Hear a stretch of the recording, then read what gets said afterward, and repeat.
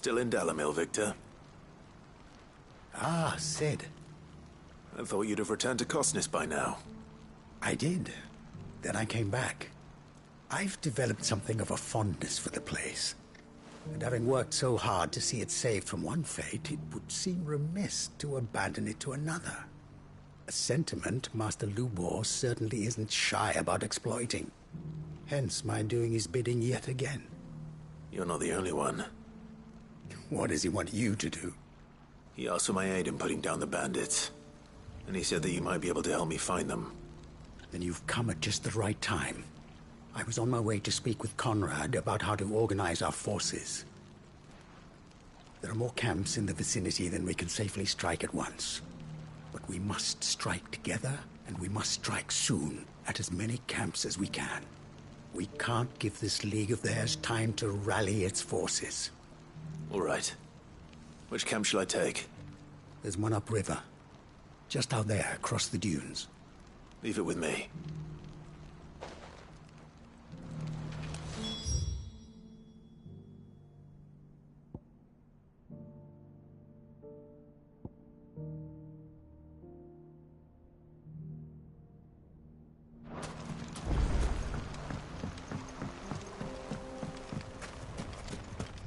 Those ne'er-do-wells want to band together.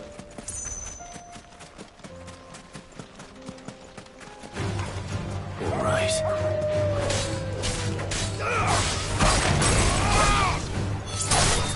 Farewell.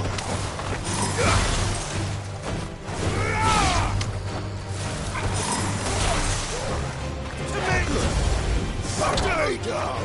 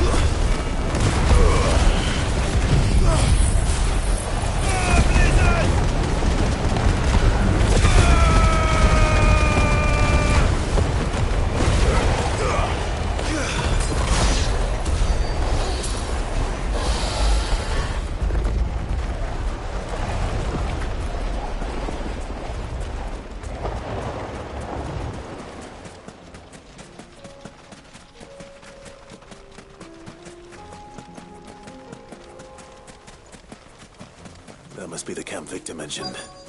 Come on then, Toggle. That's him! The one who killed Locke and Fingers!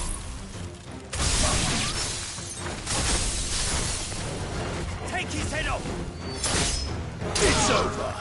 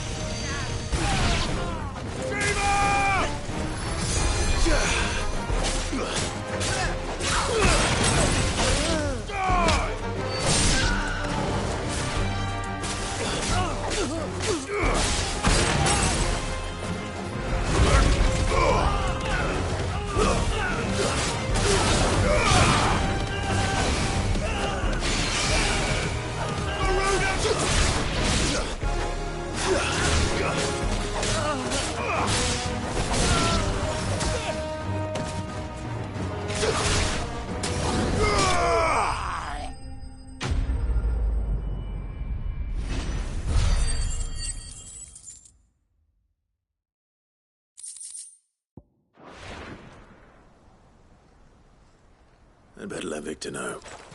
Sid, Where are you? Ah, I see the bandits didn't pose you any trouble. No, but that's not why you're here, is it? No. Something's happened. We need you back in Dalimil. What is it? The whole town's in uproar. They're saying that Lubor is a bearer. What? Seems that one of our parties wasn't as thorough as they should have been. They let one of the bandits escape, and his escape route took him right through Dalimil. Some of the children spotted him, and he was about to silence them. And when Lubor felled him with a bolt of magic, and without a crystal. But that's not possible. It is, if he's a bearer and has been hiding it all these years, which is what people are saying. If he has, well, I wouldn't blame him. No man is branded by choice. Still, all those people see is a man who's lied to them all his life. One who was made a leader of himself when the world believed he should have been a slave. Fuck. I don't know where we go from here, but I know one thing. Lubor needs all the friends he can get right now. You're right.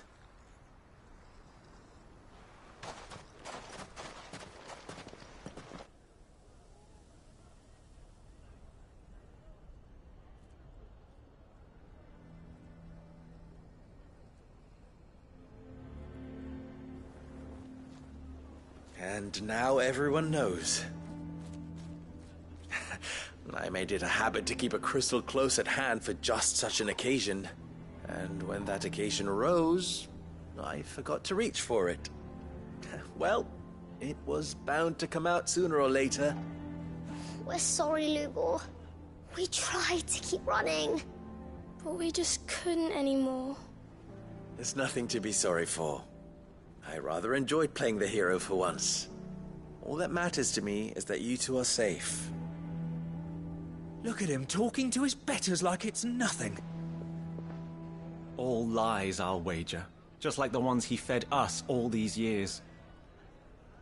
Once people make up their minds, it's hard to change them. We need to do something, and quickly. Convince the people not to let their prejudices blind them. Convince them that nothing has changed. That their enemy lies outside these walls, not within them. You're right. We should speak to everyone. I'm glad you agree. I'll handle the townsfolk. I'm a Dalmek born and bred. They listen to me. You head to the tavern.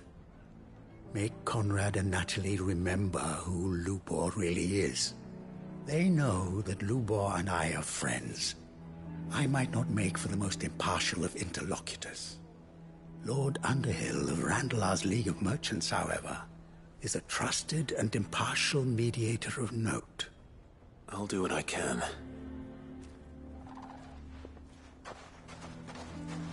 Lubor, stay here with the children. I can't promise anything, but we'll try. And that is all I can ask of you.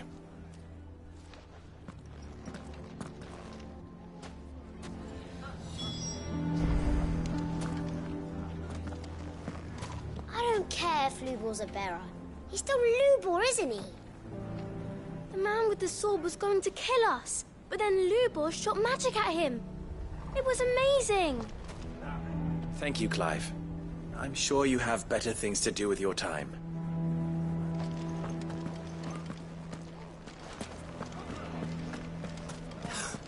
Why are you taking the bearer's side? Why do they always have to make such a fuss? Knew all along that he was planning. Forgive me for disturbing you, but could I have a moment of your time? I've seen your face before. As have I. Lord Underhill, wasn't it? Of the League of Merchants. That's right. I wanted to speak to you about Lubor. The rumors that he's a bearer. All true, I'm afraid. He'll never be mayor now. Not if I have anything to do with it. But what of his wares? Bearer or no, his steel is highly valued throughout the Republic. In this at least he's done the town a service.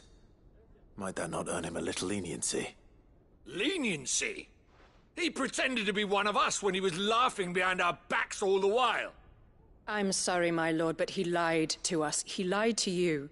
He cannot be trusted. So what do you propose? Will you drive him from his home? Close his forge? Perhaps. That is a question for the people of Dalimil, and they will thank you not to get involved.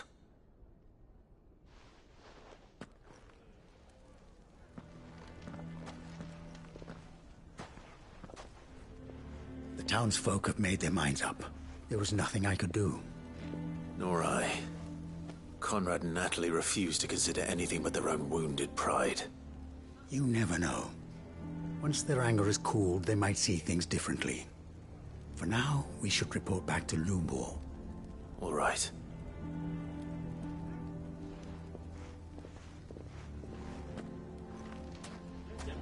Why do they always have to make such a fuss outside? It's driving away our customers. Lubor has been lying to us from the beginning. How can we trust him?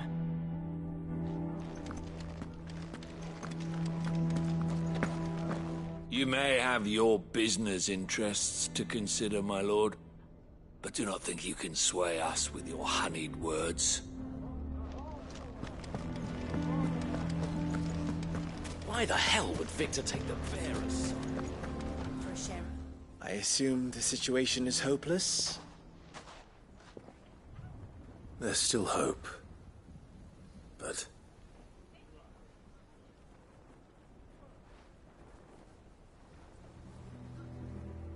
But perhaps not in this lifetime, I think it's fair to say. You mustn't think like that, Lubor. Give them time. They'll come around. We'll talk some sense into them in the end, you'll see. No, you won't. And your efforts would be better spent elsewhere. But Lubor... Rosina would often tell me that steel does not lie, that a blade is a reflection of the smith who forged it. To yourself be true, that was her point. Rather an ironic one when you consider that her life was taken with a blade of her own making. But I do not doubt that she was always true to herself and what she believed in, right to the end. And so must I be. I must do what I know to be right, no matter what others might think of me. And now, I know what that is. I must embrace my new role of villain so that the people of Dalimil have something to unite against. For only united can they hope to stand against the threat that awaits them. I'll need to make a suitably dramatic exit, of course. Don't go, Lubor. You're the only one who was ever kind to us. We'll be all alone. Again. Trust me, little ones. It is for the best that I go. Not only for the town, but for you, too. How could it possibly be for the best? These children need you.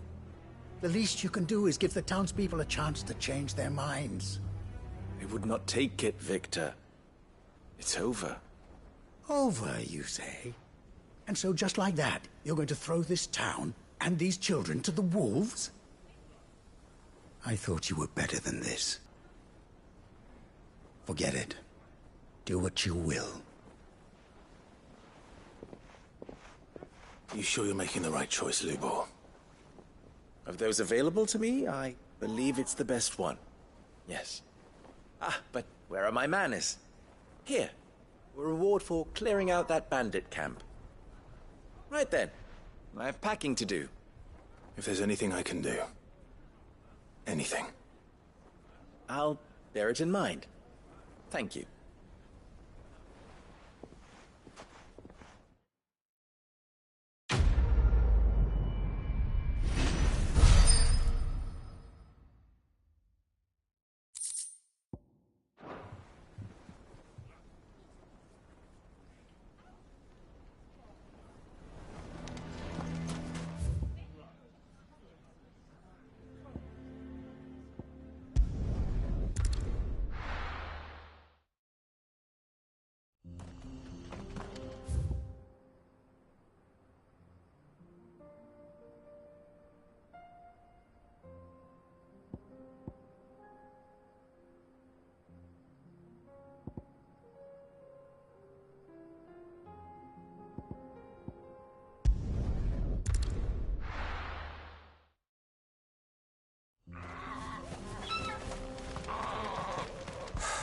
So Dravost is still standing.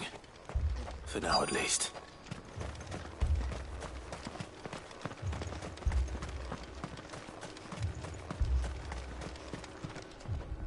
Clive! You're here! And the Akashic? Mostly off to the north still. But I spoke to Doris's scouts and it turns out things are worse than I thought. There's swarms of them out there. Told old Snotty to be ready to seal the north gate. That should buy us some time if we need it. Enough for the villagers to barricade themselves inside their homes at least. Well done. Welcome back, Sid. I'd never have guessed, you know. Not if August hadn't let slip. Who'd have thought that the savior of Dravost would turn out to be the realm's most infamous outlaw? Keen to help us out again? I am. Thought you could sneak off without me, did you? Blackthorn. Oh, what are you doing here? One of the scouts couldn't keep his voice down. Unlike my best mate who didn't think I deserved to know. Zoldan, how long's it been? Long enough for us two to turn into a pair of old codgers, I see. That your idea of an apology? Prick. Don't listen to him. You only did what you thought was best. For the village and that. I did, yeah. But that ain't the whole of it. Vulcan, our master, didn't leave the chiefdom to the two of us. He left it to me. The best blacksmith in Dravost, barring himself, of course. Bloody stupid tradition, in my opinion. If someone's got talent, you should let them practice their craft, not ask them to settle petty feuds and barter for grain. Our master wasted half his life that way. I wasn't about to let that happen to me. So you wasted half of mine instead? You're what Dravost needed. Under me and my precious ideals, this place wouldn't have lasted a year. So I left to devote myself to the work and spare you lot the consequences. I may be a selfish prick, but I only did what I felt I had to. What you had to do was your duty! Even if it meant we all starved? Enough. This is no time for bickering. You can finish beating each other up once Dravost is safe. Fine. I've said my piece anyway. Yeah, so have I. Sorry, Clive. I shouldn't have stuck my nose in. Short enough on time as it is. Still, give us a mo, would you? I need to get my head straight before any of them Akashic try to bite it off.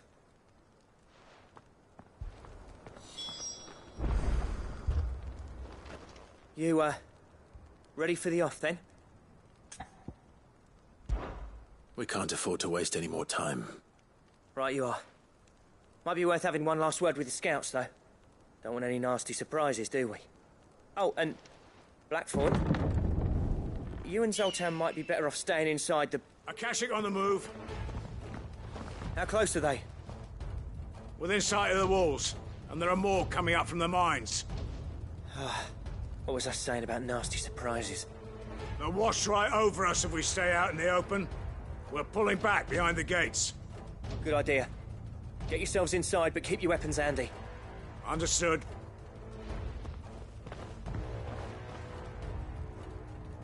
I'm prepared to fight if I have to. Well, let's hope you don't. That's our job. Once the scouts are inside, order your men to barricade the gates. No heroic last stands, you hear me? No fighting at all if you can help it. August's right. I've seen what Akashic beasts can do to armor.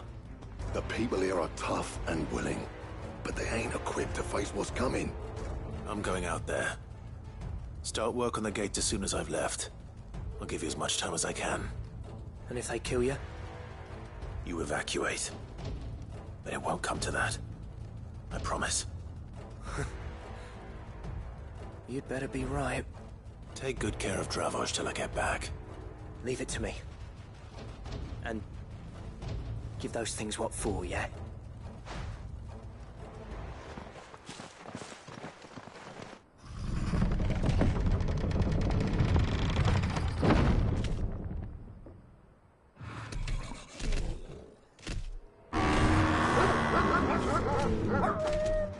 All right. first.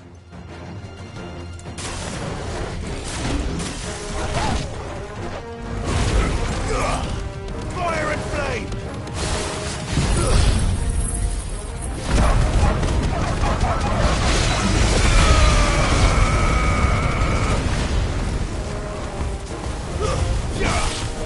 Garuda!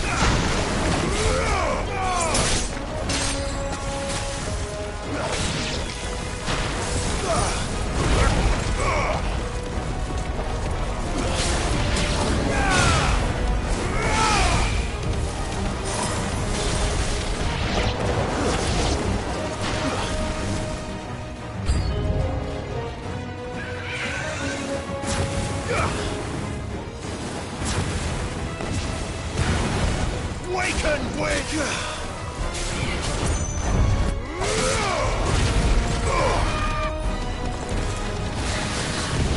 Nice try.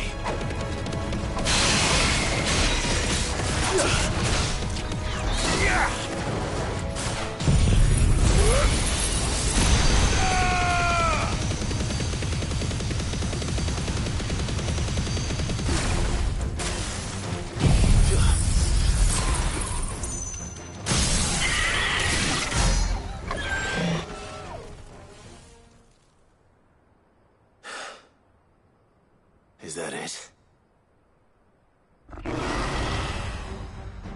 Apparently not.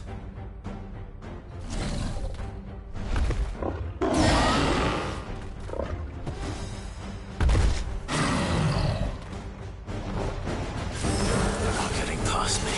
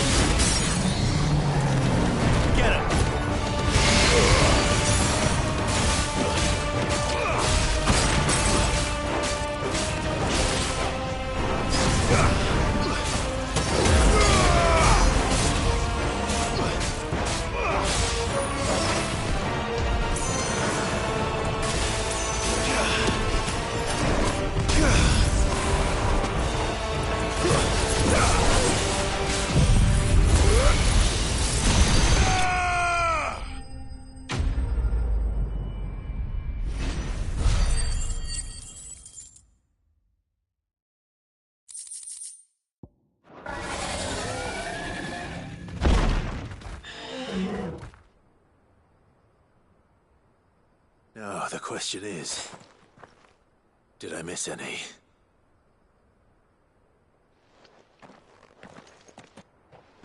Man alive! You're still in one piece! I slew as many as I could. As many as I could, he says. The old bleeding lot, more like it. Well, almost. Only almost. Yeah, one or two did try to sneak over the wall. But we got the bastards, don't you worry. Good. Though you do know, more will come in time. In time, yeah. But we can think about them later. Let's get you back in...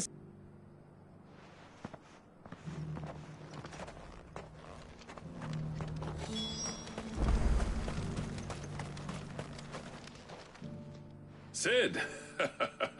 You're even more fearsome than your reputation. Enough to give those Akashic monsters nightmares. I almost felt sorry for the wretched things. But mostly, I felt grateful. Dravojst won't forget what you did today. I'm afraid I've only delayed the inevitable. There's no getting rid of that ether flood. Meaning that any living thing which stumbles into those mines will end up clawing at your walls again. And that's if the flood don't spread. If it does, well, I hate to say it, but the village's days are numbered. That may be, but we're staying just the same. With ether floods springing up all over, it's no less safe than anywhere, and more importantly, it's our home. We'll fortify the gates to the north, and I'll see that they're guarded day and night. All right. Then we'll give you a hand shoring up those defenses. As for you, Blackthorn, that's twice you've turned up when Dravoj needed you. So, thanks. I shouldn't have stayed away so long. And I shouldn't have left without talking it over with you first. Too bloody right you shouldn't. Though I doubt I'd have listened. I always envied you. How you made everything look so easy when, for me, it was anything but. You leaving gave me the perfect excuse to hate you. And from that day on, I never once stopped to wonder what it would have been like if you'd stayed. But what you said earlier, it was true. You'd have been the death of this place. Finally, something we can agree on. I hope you see the sense of it eventually. You kept this place alive. Alive, perhaps. Wealthy even, but... Dravoj isn't what it once was. Our work used to be the pride of Dalmekia. Now, we churn out the same rubbish day after day, because it's easy and turns a profit. It's not about the craft anymore. I wouldn't send my sons to war wearing the shit most of our smiths are making. I've kept working, honing my skills, trying to lead by example, but no one sees the point. The average castle apprentice has as much passion for the craft as our current lot. Come back to us, Blackthorn. Remind Dravoj what a true master blacksmith looks like. I'll even man those bellows of yours if it means we can work at the same forge again. That's a kind offer. Kinder than I deserve. And I wish I could accept, but I'm needed elsewhere. There's people who trust their lives to my steel, and I daren't let them down. Fair enough. But that doesn't mean I couldn't visit from time to time. Let's see if we can't rekindle this town's passion for the craft, shall we? I'd like that. Just be sure to tell Snotty to let me in the next time I come calling, yeah? Knowing him, he'd let you in anyway. Blackthorn. The Master Smith turned outlaw, back in my good graces. I never thought I'd see the day.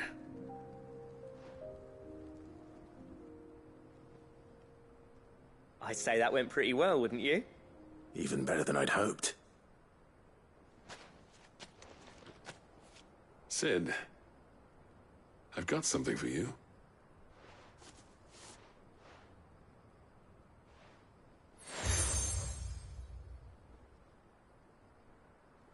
And this is? A token of our lasting gratitude.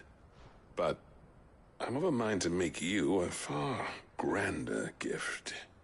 Designs for a certain sword have been passed down from chief to chief for generations. Now hold on, Zoltan. There's a reason no one's made that blade in centuries. There's not been a craftsman equal to the task. I'll admit your cinders make impressive steel, and I've learned to hone an edge Odin will be proud of.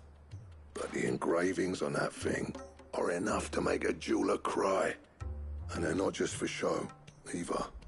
Have you forgotten what brought you back to Dravozd in the first place? A certain ring? I knew I'd never surpass you with a hammer and tongs. So I turned my hand to a different kind of metalwork. Between the two of us, I'd say we're the equal of any master craftsman ever to have graced a forge.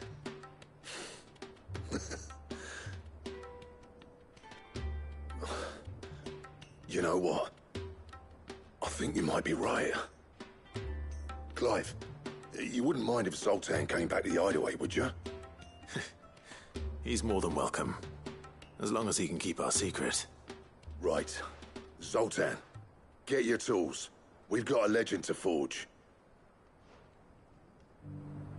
With a little help from Blackthorn, I don't see why we can't restore Dravozd to its former glory. Barring ether floods, that is. I'll tell you what, Clive. If we pull this off, it will ruin every other sword you've ever held. I'll get him back to the hideaway. Don't you worry about that.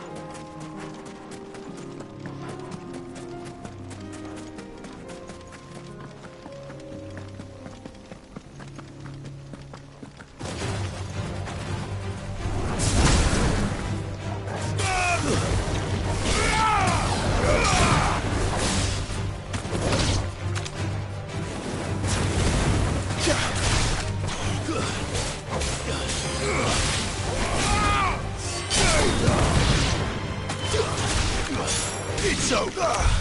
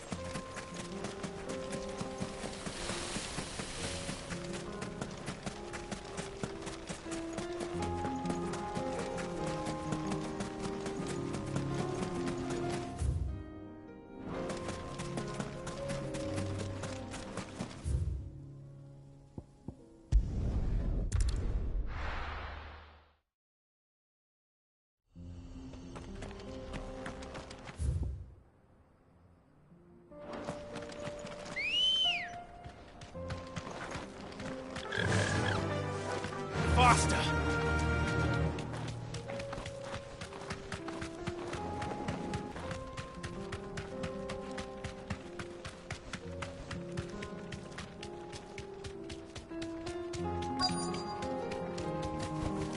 Straight home now. Enough of you, are there?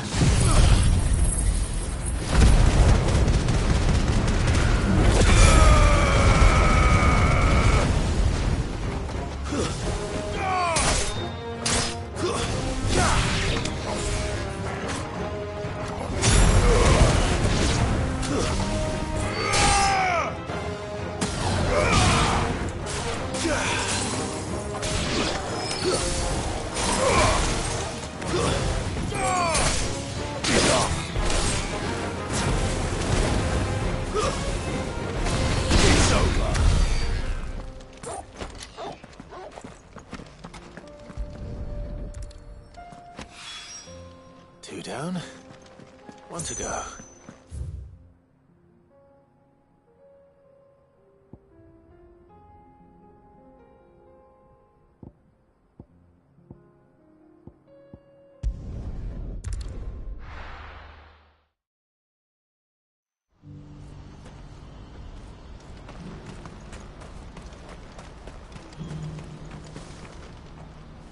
Ah, Clive.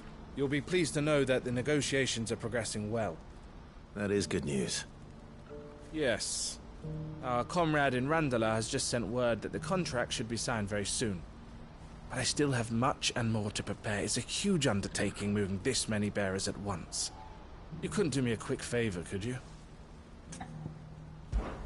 What is it this time? More wild beasts? Nothing like that. I just need you to go over to the caravans and ask El how long we have until the bearers arrive. Find out exactly how much faster I need to get all these supplies moved. All right. I'll go and ask. Thanks, Clive. I owe you one.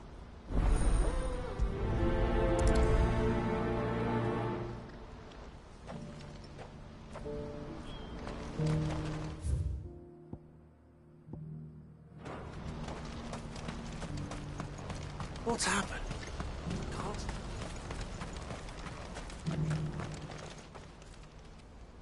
Don't blame yourself, El. This is their fault, not yours. I know, but... No buts about it, all right?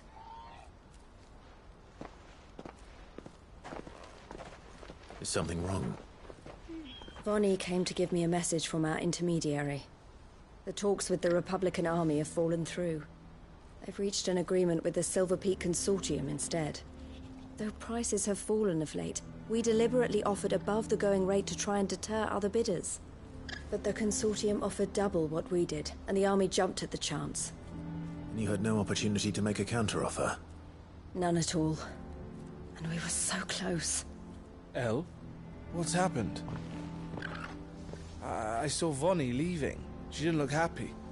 And with good reason.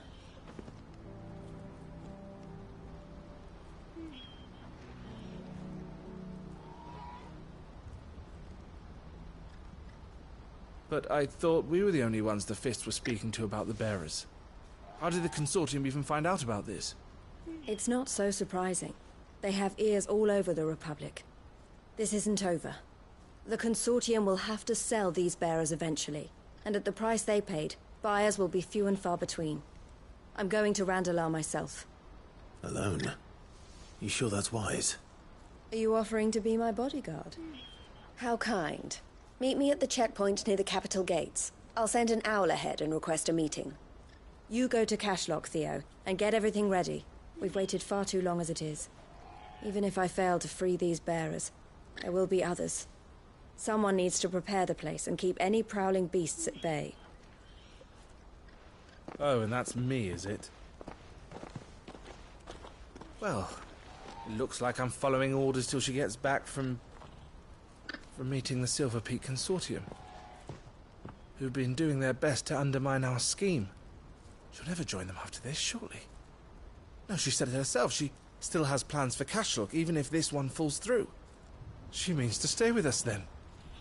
I can't say I'm not happy to hear it, but... is this what she really wants? You have to trust her. You're right. It's what she wants now.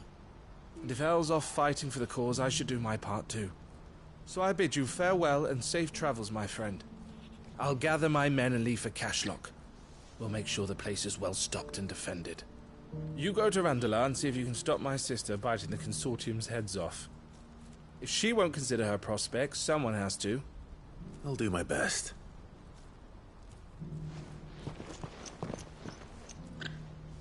All right. To Randalar, then. And better not keep Eloise waiting.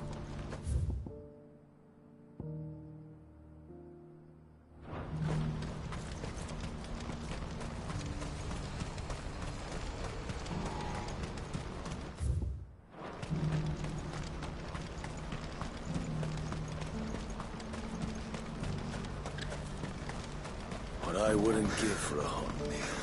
Looks like this is the end of the road for us. When are they gonna let us through?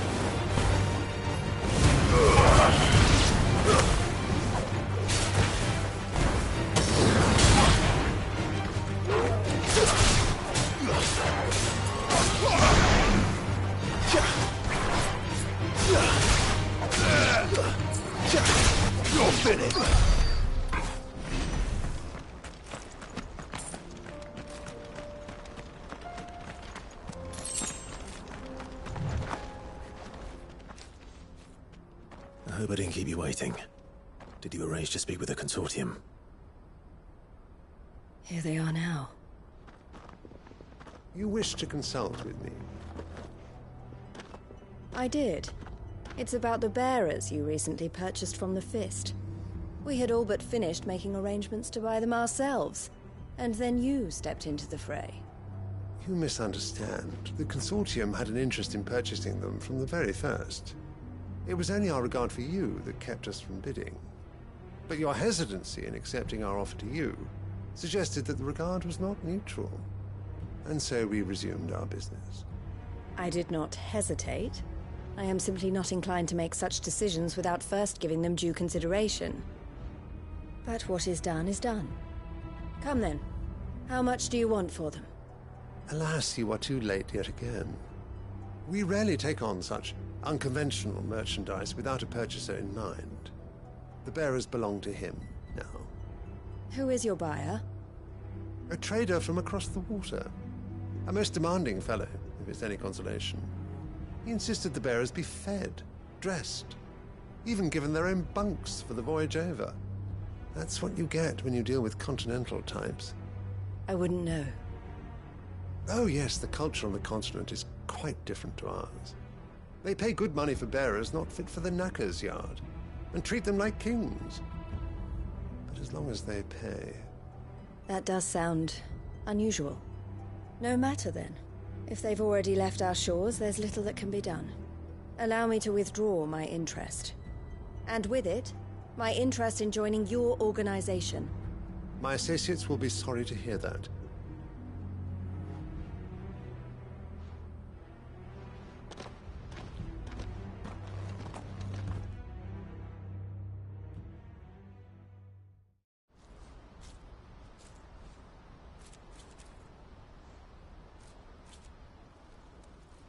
I'm sorry you weren't able to save them. As am I. But I only have myself to blame.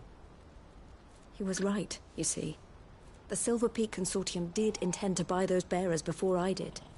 Their representative hinted at a possible purchase when he came to recruit me. I feigned interest in joining them in the hope he might be encouraged to tell me more. And he did just that. As soon as he left, I sent my own offer to Randalar. So you never... No. I entertained the Consortium's proposal solely so I could learn more about those bearers. But I was a fool to think they wouldn't find out. I knew exactly who I was dealing with. You tried. I did. And if what he said was true, the bearers are to be well treated. Which is something, at least. But they deserved more.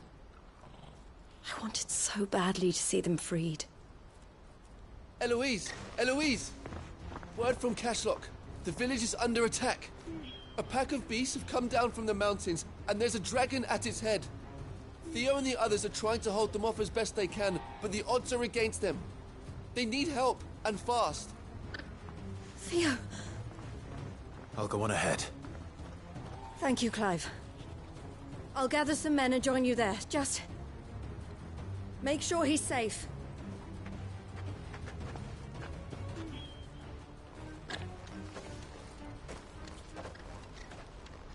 Hold on, Theo.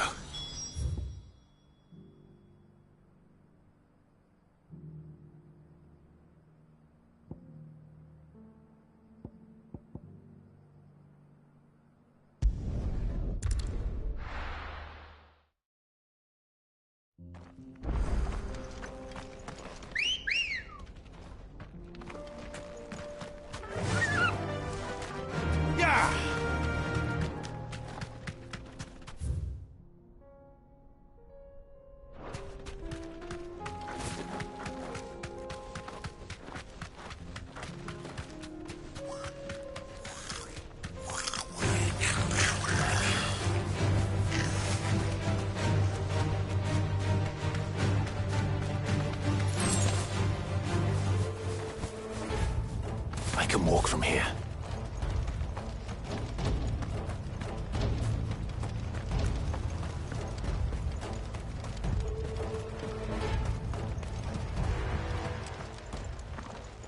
Where's Theodore?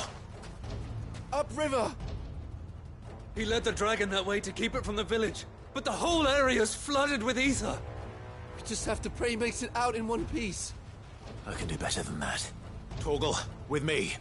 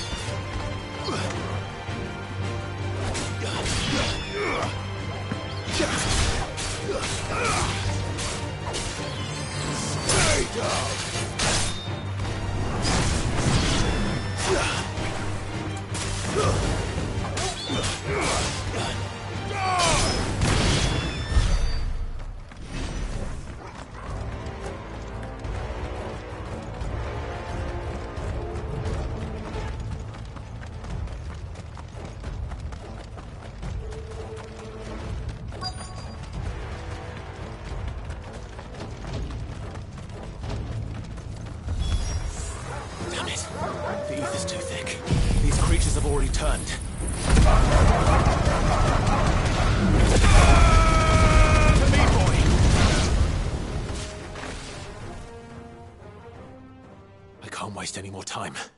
I need to find Theodore before that dragon does.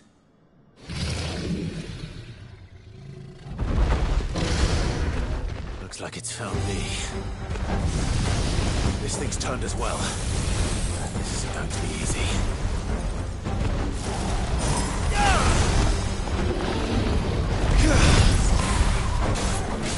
Attack!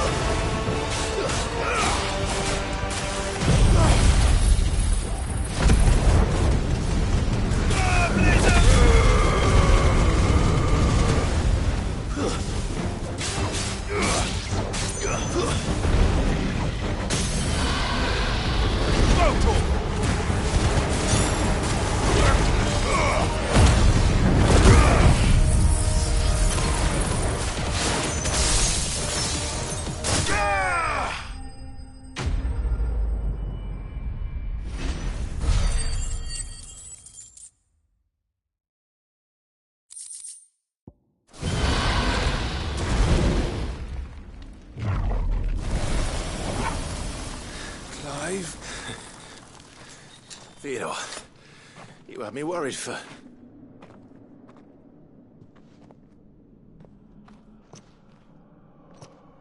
We have to get you out of here.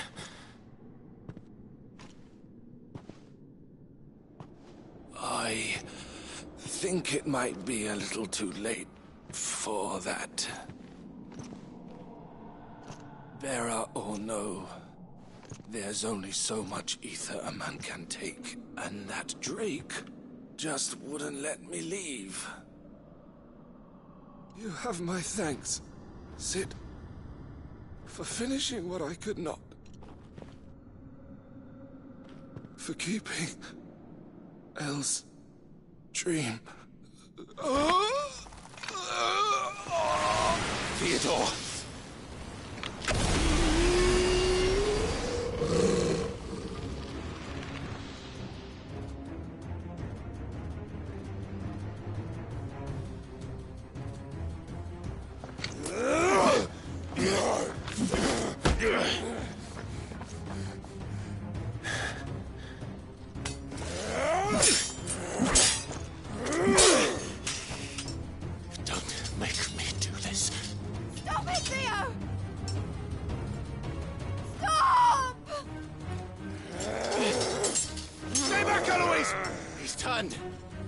And so will you!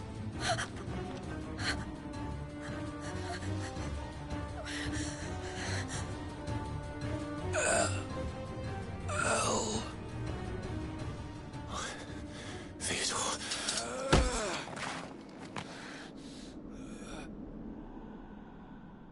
Take care of my sister. Theodore, wait. Goodbye, Elle.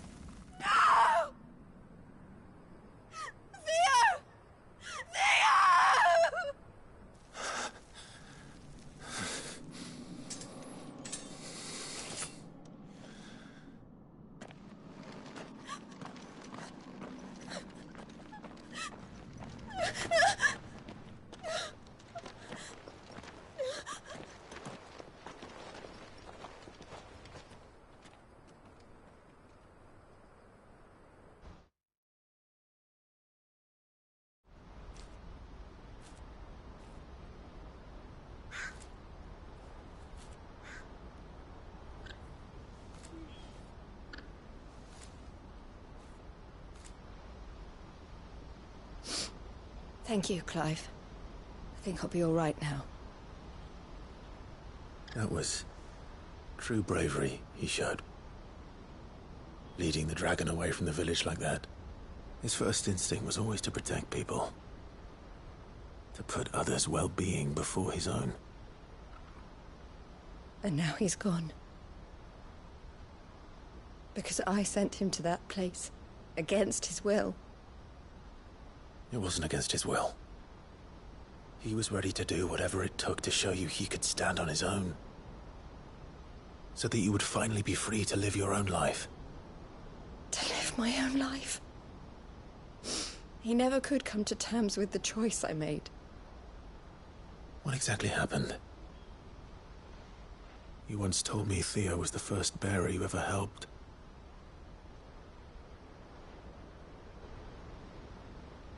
We grew up in Canva. We were born to one of the great trading houses. And I was chosen to inherit the family business. I had my father's head for figures, you see. Theo did not. While I studied the art of commerce, he played at soldiers instead. A late bloomer, in more ways than one. For unlike most bearers, it wasn't until his 15th summer that his powers awakened. My parents tried to drive him out of the house and into the care of the constables. But before they could, I took him into mine. Theo told me something else. He clearly admired your devotion to the cause of freeing others like him from slavery.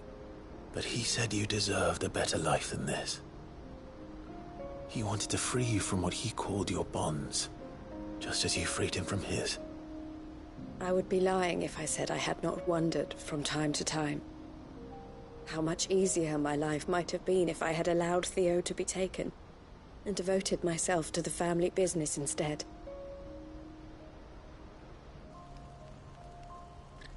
But I have never regretted the decision I made.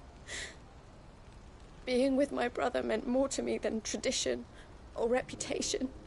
I only had to look at him to remind myself of that night and the choice I made and the fact that I would make the same choice again in a heartbeat.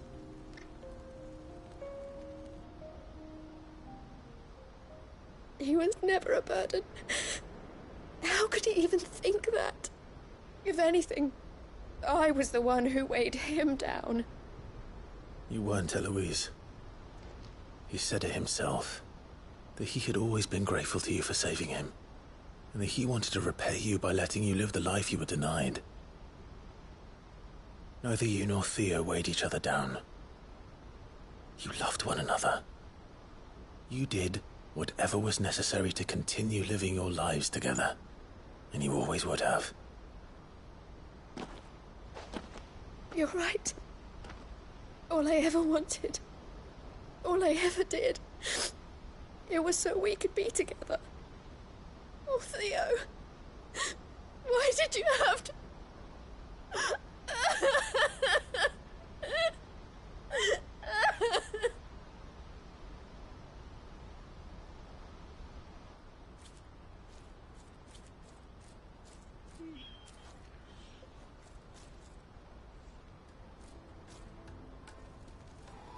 I know Theo wanted me to move on, but I'm staying here at the Crimson Caravans to continue our work. We can make a difference here. We can help people, save them. I need nothing more from life than that. So I'll carry on doing what we do, ensuring that goods, people, bearers get where they need to be, bringing smiles to people's faces just like we always have, and to Theo's, wherever he is. This is the life I have chosen. The life I will always choose. I've made a choice of my own. To continue helping you however I can. Whenever you need it. Thank you, Clive. Let's go on together then. For Theodore.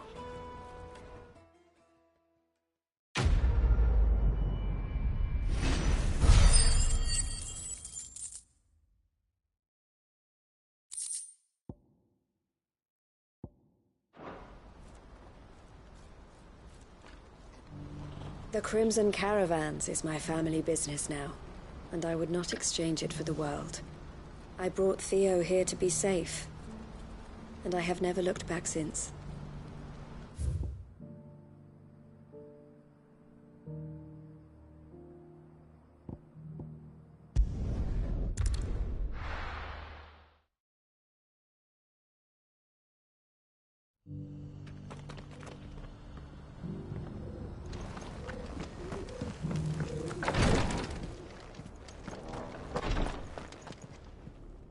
Lord Rosfield, is there aught the Undying might assist you with this day?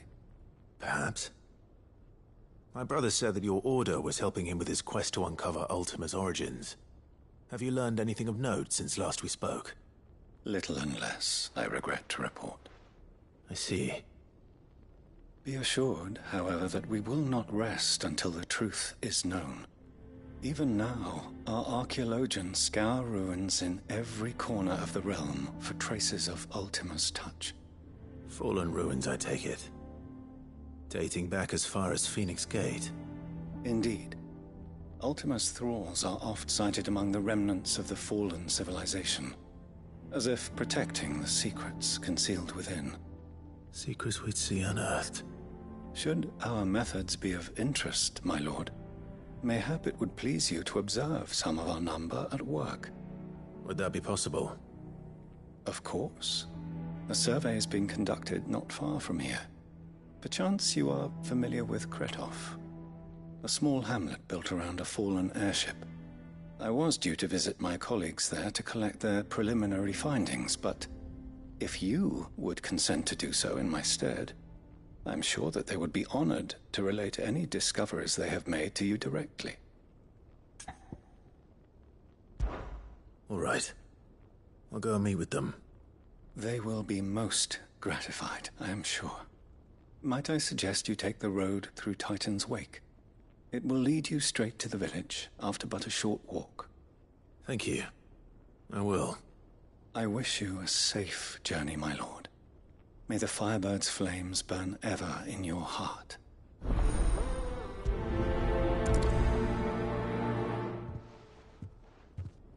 My colleagues await you in Kretov, my lord.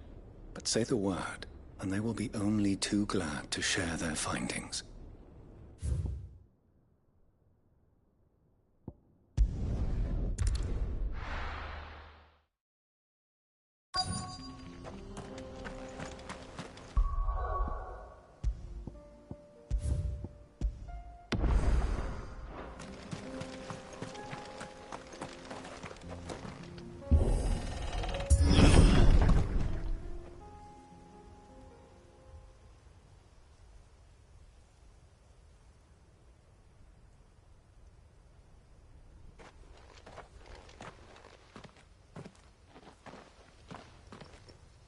Oh no.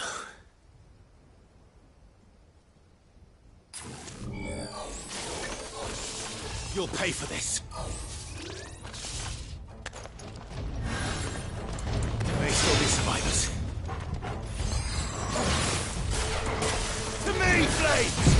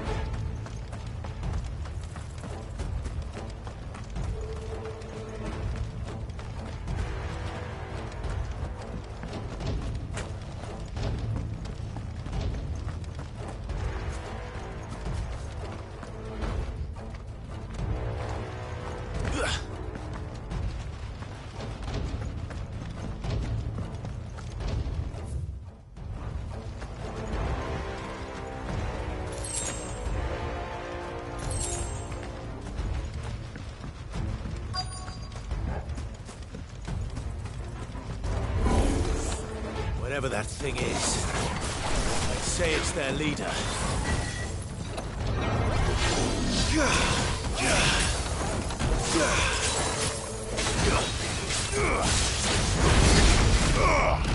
I've heard talk of...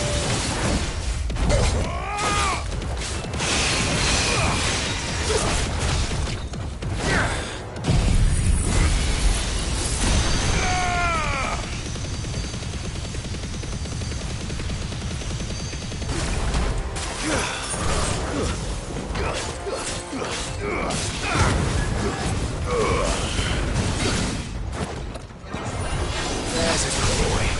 Too slow.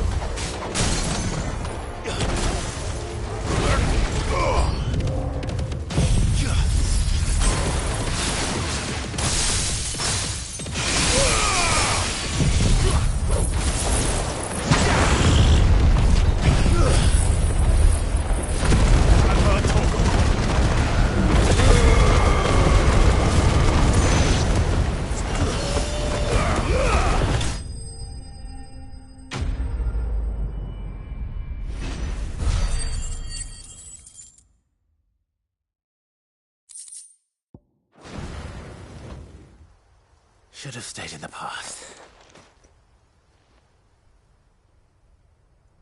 These must be Cyril's colleagues.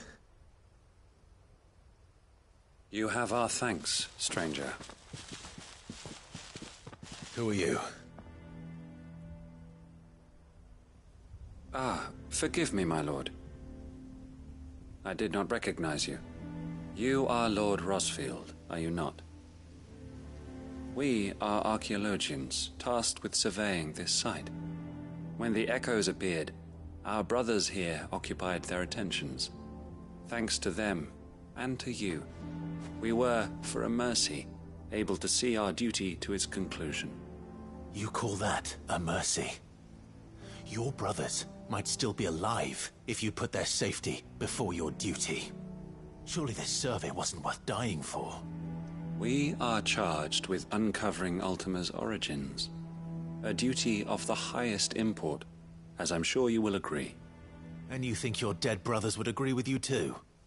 I know they would. They gave their lives for the cause, an honor to which all Undying aspire. Now, to what do we owe the honor of your presence, Lord Marquis? Cyril told me of your work here, and I agreed to collect your findings in his stead. I see. That is most kind. Pray, take them then, with our humble thanks. May the Firebird's flame burn ever in your heart, as it does in ours.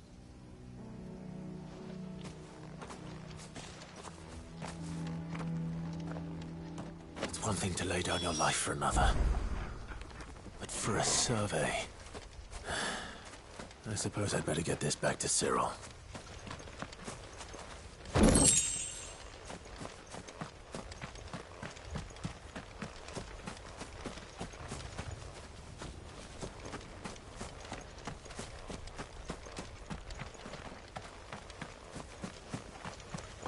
Think no more of us, my lord. Only deliver our findings to the bearer of the burning quill.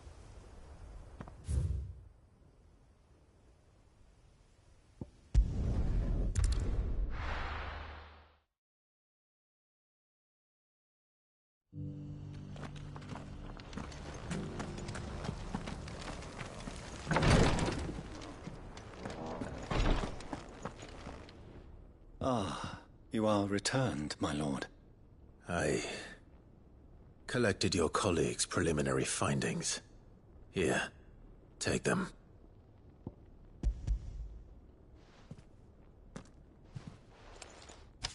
My thanks. I shall study them, and inform you forthwith if I discover aught that might aid you in your fight against Ultima. Cyril, your survey party suffered several losses in Kretov. Losses which could have been avoided, had the others not chosen to complete their work, instead of saving their friends. Were these your orders? No. This was their choice. Every Undying devotes his life to the service of the Phoenix. It is our sole duty. And should we die in discharging it, so be it.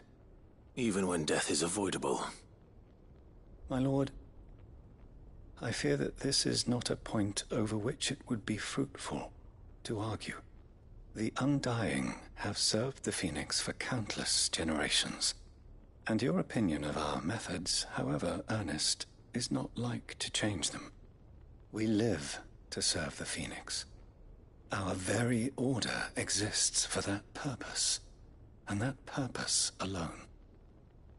Cyril, I know that you and your brethren answer only to Joshua, but allow me to offer you a word of advice. It does not further the cause of the Phoenix to have his loyal followers surrender their lives without good reason. Provide your survey parties with an escort, that they might live to do their duty for years to come. Think not only of how you can serve the Phoenix, but how Joshua would want you to serve him. Please. For all our sakes. I thank you for your advice, my lord. If you will permit me to respond, our faith in his grace, Joshua Rossfield, is absolute. And we of the Undying will do what we believe is right to fulfill our duty unto him. As first shield to the Phoenix, I am sure you understand what it means to do one's duty. I do. Then we are of the same mind. And it is my hope that we may continue to do our duty together.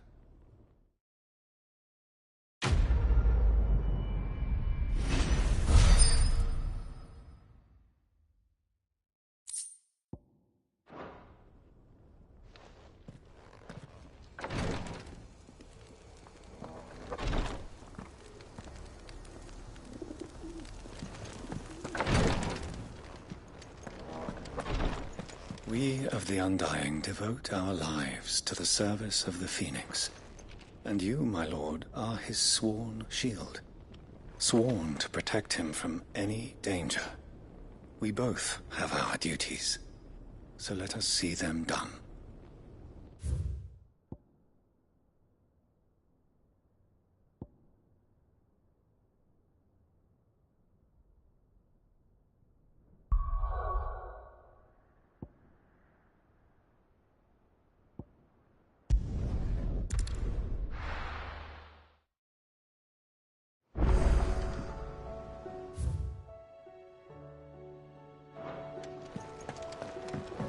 Come back.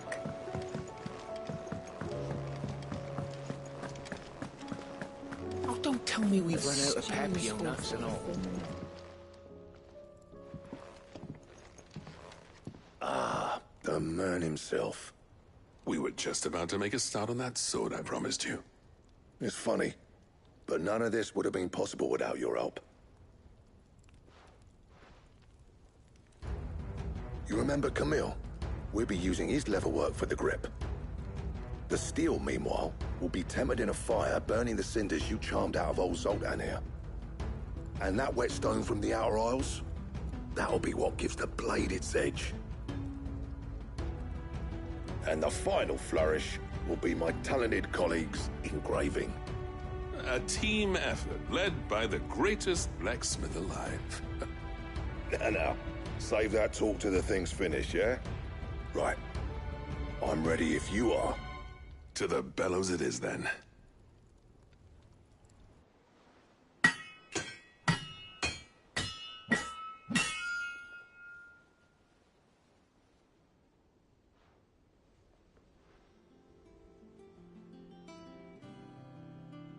Well, bugger me.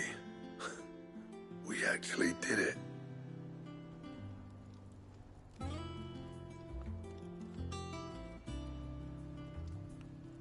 The sword to end all swords. Ragnarok. It's quite something. I trust you'll take good care of it. Thank you. Both of you. So, does this make you pair the greatest craftsman alive, then? This? Nah. This was just following the footsteps of the greats of old. It'll take more than that to earn us our place in history. But we're up for the challenge. Here. A list of materials. Zoltan and I got talking on the long road back from Dravost. We reckon with those items there, we could craft something even better than the Ragnarok. Something worthy of a legendary outlaw like yourself. That's a weapon I'd like to see. You leave this list with me. I was hoping you'd say that. One legend at a time, eh, lads?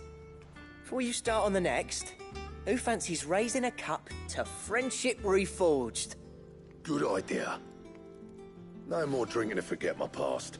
It's about time I had something to celebrate. Then tap the kegs! Vulcan's boys are on their way!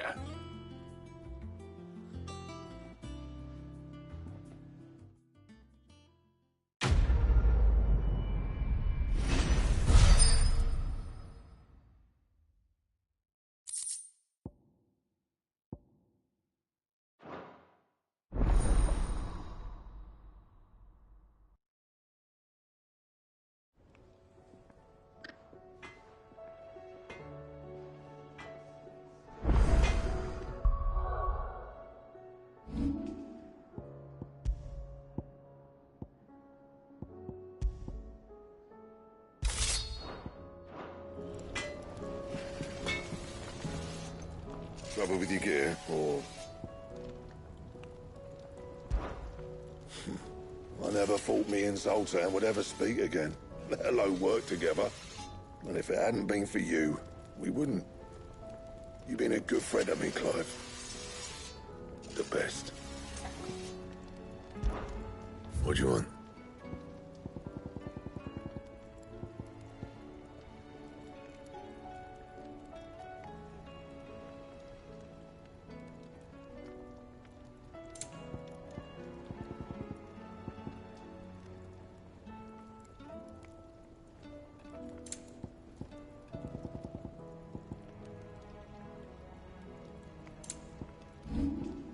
Anything else? No need to thank me for the sword. I'm happy just to be here. Do you reckon we finally got to the bottom of Blackthorn's troubles then? That'd be something, eh? Though he wouldn't be Blackthorn if he didn't give us the odd scale. No need to thank me for the sword. I'm happy just to be here. You've built a fine home for yourselves. And I can see why Blackthorn's so taken with it. Look after the old bastard for me, will you? I'll be off soon, but next time you're in Dalmakir, be sure to pay me a visit. Snotty will let you in. What a stew's for? Yo, nuts and all. What do you expect? Farmers are about... Clive. Go on, then. It'd better all be here.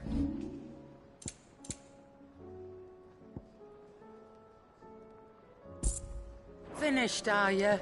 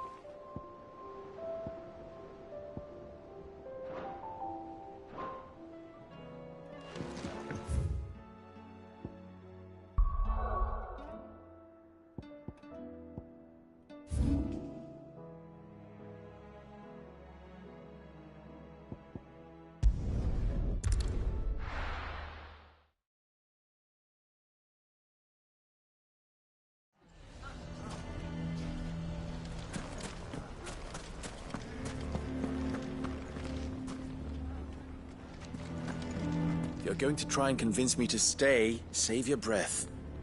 I will not put those children at risk.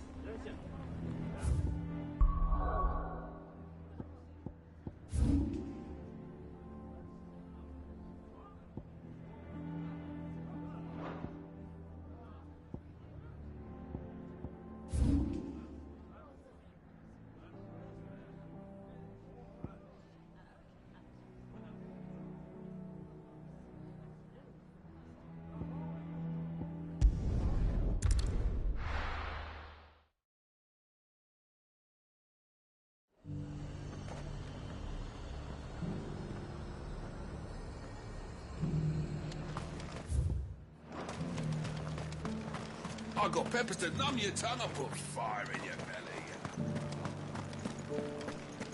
There were ghosts at the gates, not Daisy.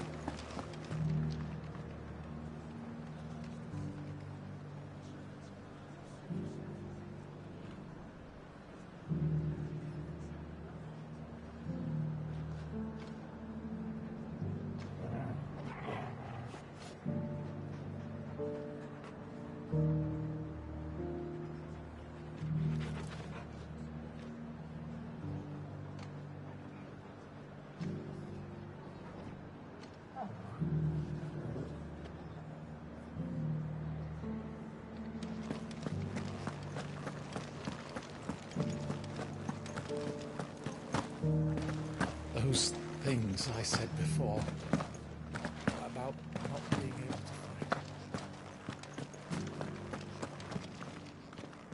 Oh, Clive. What am I to do? My wards and I may soon be without a home. What's happened? The High Cardinal has descended from his lofty throne and taken up residence here in Northreach. The High Cardinal? Leader of the Council of Elders, second only to his Radiance at the head of the Imperial government. Not that any of those things still exist. Now he goes by his noble title, the Duke of Oriflamme. And what does he want with Northreach? He wants to transform it into a military stronghold, a foundation upon which to build a new Sambrec.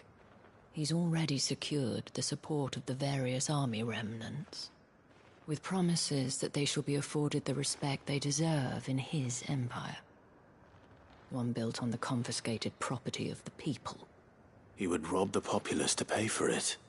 Believe me, I have used every means of persuasion to discourage him from this folly.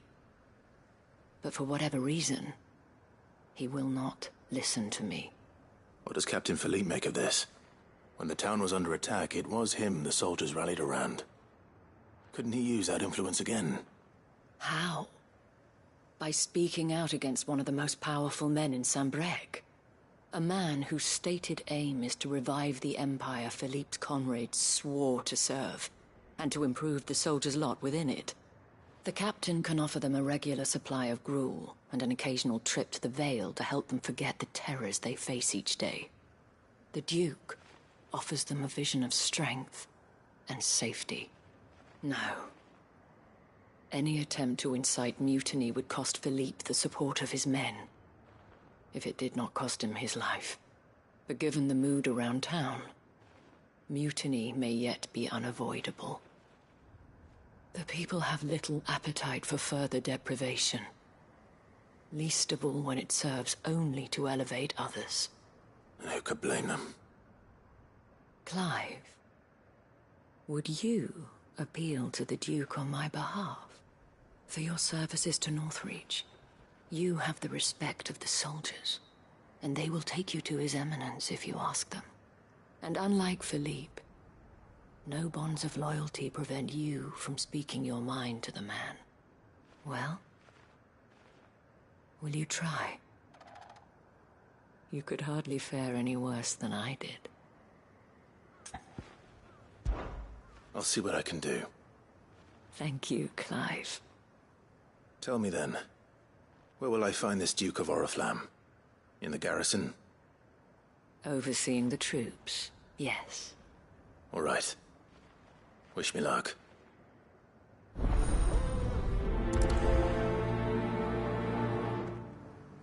The fact that the soldiers trust you may well carry some weight with the Duke. He needs their support, after all. I only hope that you can make him see sense before he tears the town apart. I may have met this Duke before, at the Remembrance ceremony. Let's hope I didn't make a strong impression.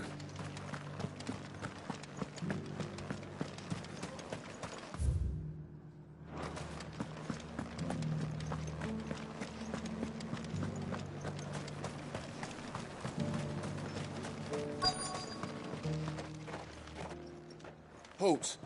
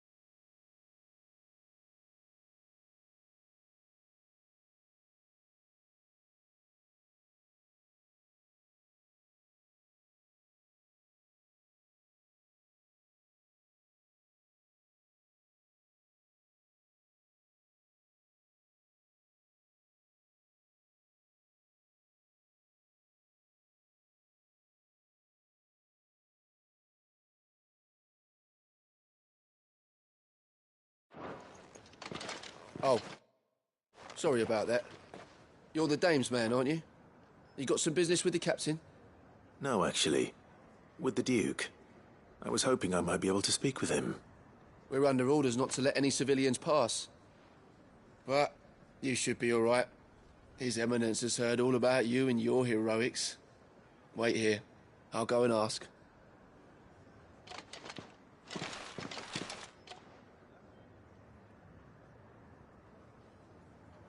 So, you are the sellsword who lent his aid to the garrison.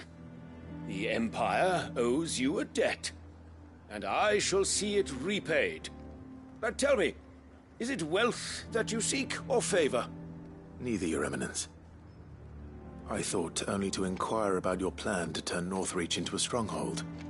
Ah, I see. You are worried the expanded garrison will render your services redundant. Yet you needn't be. A proud fighting man like yourself shall always have a place here. Pride of place, in fact. For too long has the contribution of the noble soldier been under-reckoned. But no more. For it is they who shall see the Holy Empire rebuilt, beginning right here in Northreach. Why here, Your Eminence? The town has been fortunate enough to escape largely unscathed from the recent troubles. Her defenses are sound, and her garrison well prepared. Which is more than can be said for Oriflamme or Twinside. The Empire wants for a capital, and I believe Northreach to be the perfect place. With Caer Norvent as her citadel. Once we have seen to the refortification of both the town and the castle, we need only build a wall around both to create a city that would be the envy of the twins. Plans are already underway for the construction. Soon enough, these thralls shall learn that they are no match for the might of Sanbreque. I fear you underestimate how dangerous these creatures are, Your Eminence. Should they return in force, you will need all the people of Northreach to come together in defense of the town. Something they may be loath to do if they've been deprived of their worldly goods. The people will do as their leaders command. If Sanbreque is to be rebuilt, she will require a functioning government. One whose authority is beyond question. That is why this levy is necessary. So that any man who wishes to join the army might do so and be fed, outfitted, and paid as befits a defender of the Empire. And yet there are those who persist in peddling the treasonous lie that I seek to steal from the people and drive them from their homes.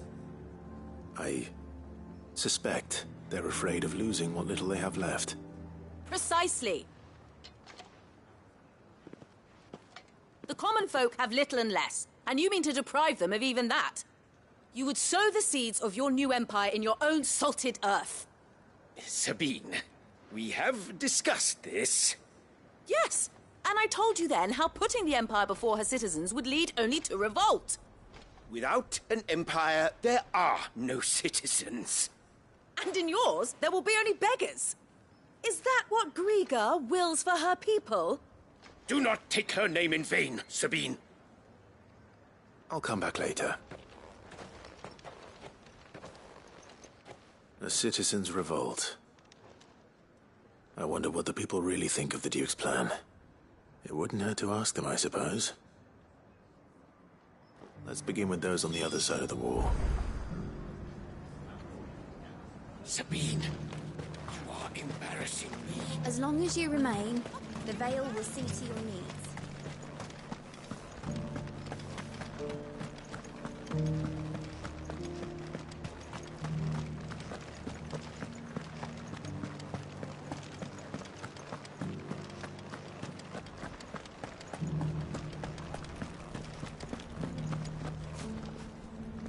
All right there. What is it you're after, sir? Just your opinion, actually. I wondered what you thought of the Duke of Oriflamme. Oh, him. Not much. None of us traders do. It's thanks to nobles like him that we had to set up shop this side of the wall in the first place. Couldn't have the rabble getting any closer to the holy capital, could they? And now he's trying to drive us out completely, threatening to take everything we got from us if we don't clear off. If the dame said she wanted him run out of town, I'd be straight through that checkpoint, tar bucket in hand.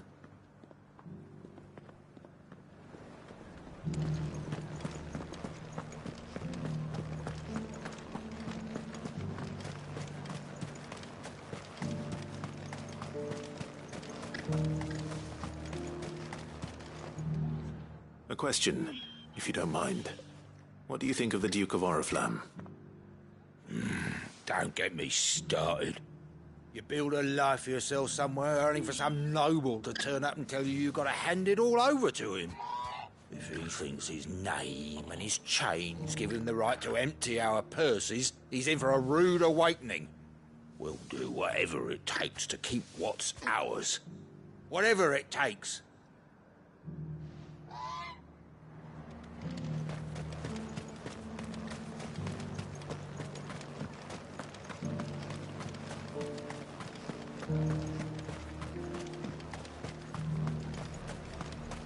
Why, your stall is... I've been hearing a lot of talk about a certain duke. Nothing good, I'll wager. Going around acting like he owns the place. And with hardly a word to the dame. This is her town, not his. I take it you'd rather she was in charge. As far as I'm concerned, she still is. Just need his eminence to sod off back to Oriflamme. Well, the people seem united enough. What about the soldiers?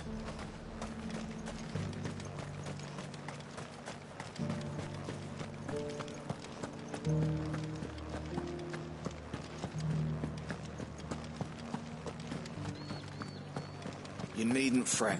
The creatures have been dealt with.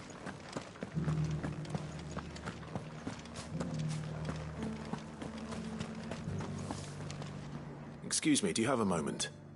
I wondered if you'd mind sharing your thoughts on the Duke of Oriflamme. Well, he's made a lot of enemies coming in the way he did. But I mean, look around us. You can see the state the realm's in. The traders might not like having the screws put on them, but if they volunteered a few more of their hard-earned gil before things got bad, maybe they wouldn't have to. I think the Duke's got a point when he says rebuilding the Empire's the best way of making sure we're all protected. And if that means people who don't know one end of a sword from another have to make way for those who do, well, that's just how it goes.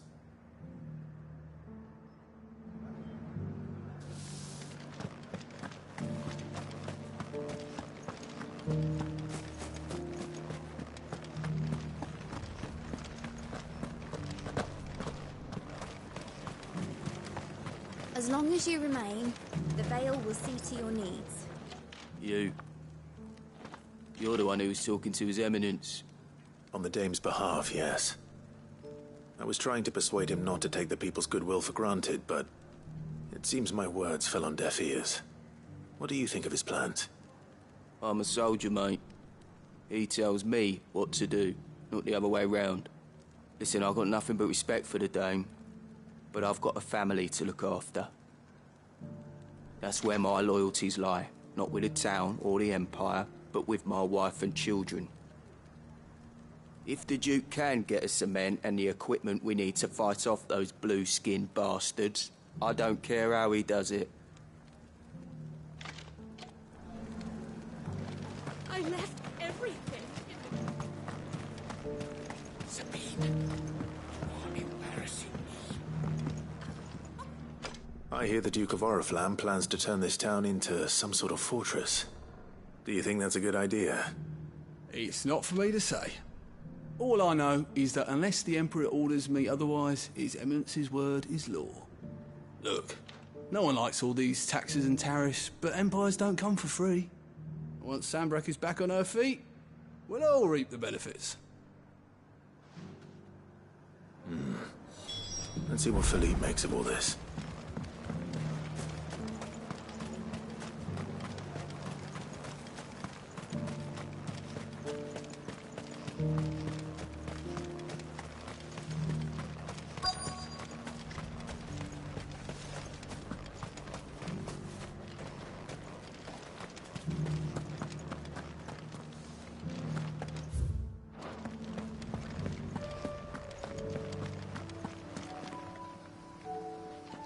Captain, do you have a moment? For you? Certainly. Clive, wasn't it? Thank you for last time. How can I help you? I wanted to ask you about the Duke of Oriflamme. Do you intend to go along with his plan? But to tell you the truth, I'm in two minds. It's my sworn duty as a captain of the Imperial Army to obey his orders. But I can't say I agree with him. Philippe, I remember you saying that you became a soldier to protect the people you loved. The dame included. That's right, I did. Well, she doesn't agree with the Duke's orders either. She thinks they could tear Northreach apart.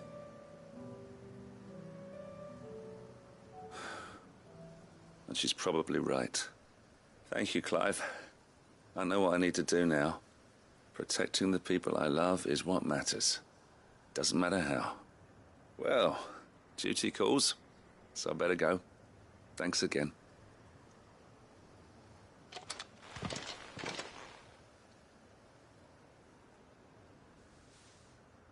It seems Philippe wants to do the right thing at least. I expect Isabel will be pleased to hear that, if nothing else.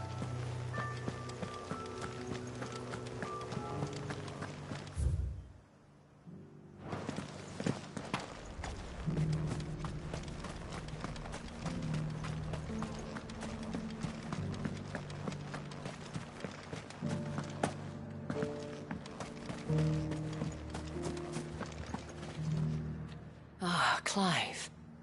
How did you fare? Were you able to speak with the Duke? I was, but...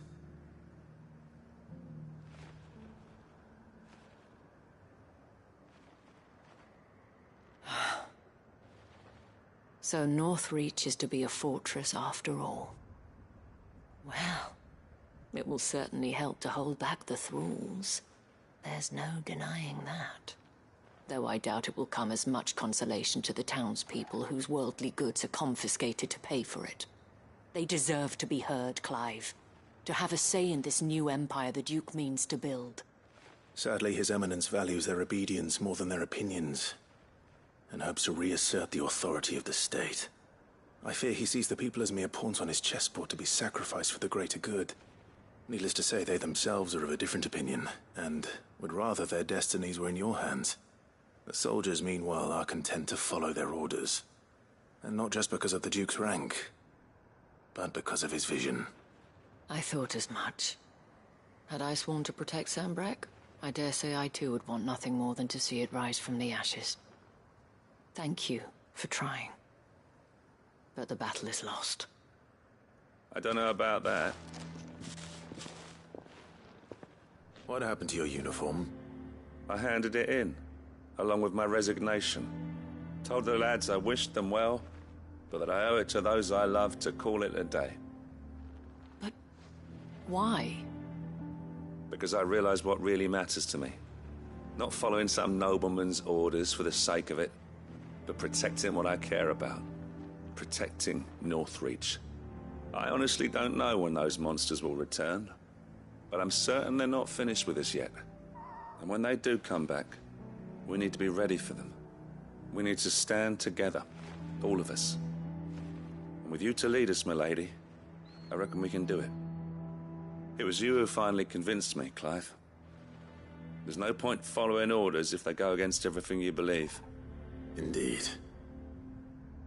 All of us, standing together. That has always been Northreach's best hope, and one which still lies within our grasp. We have only to turn our attentions to the true enemy. Thank you, Philippe, for showing me what I must do. Anything for you, milady. Speaking of standing together, would you mind if I borrowed a few of the lads from the Vale to help keep watch around the town? I fear His Eminence has loftier tasks in mind for the guard. Not at all. Be my guest. Wouldn't be the first time.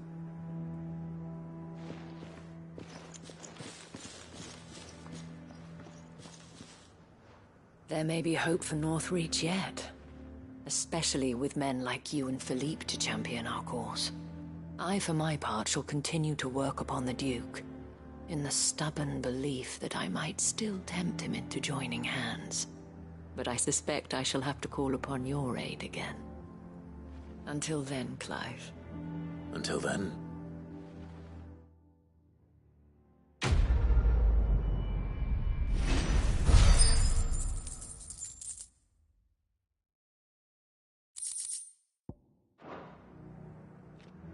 Despite my repeated advances, His Eminence has proven a difficult conquest. Fortunately, I am nothing if not persistent. But, be that as it may, I might yet need you to press the point.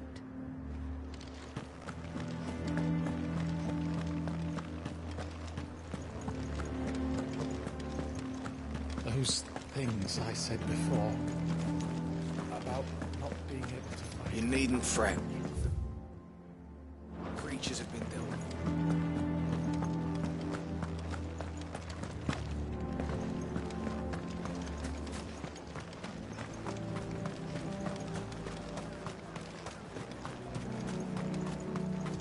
You heard the Herald. The Emperor's dead and the Empire along with him. If we're going to survive, we'll have to do it on our...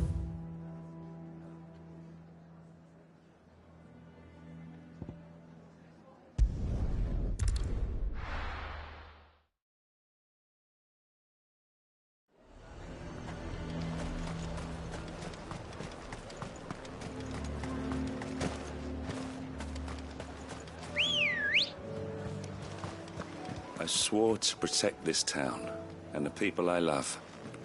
I don't need a uniform to Come on.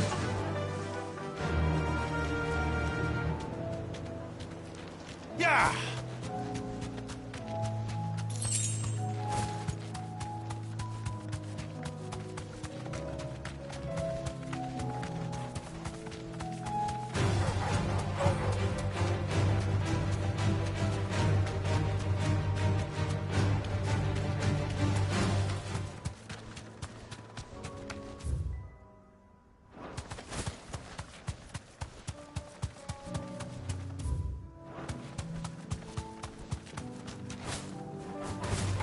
All right.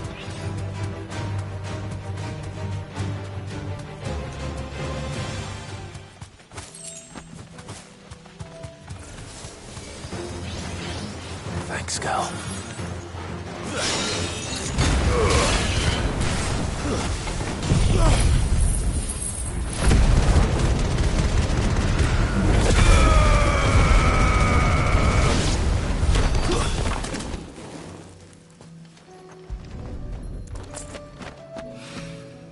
That's all of them.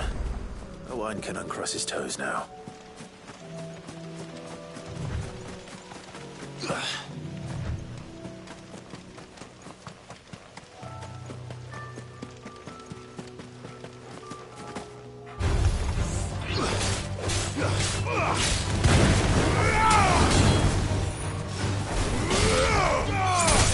You're finished!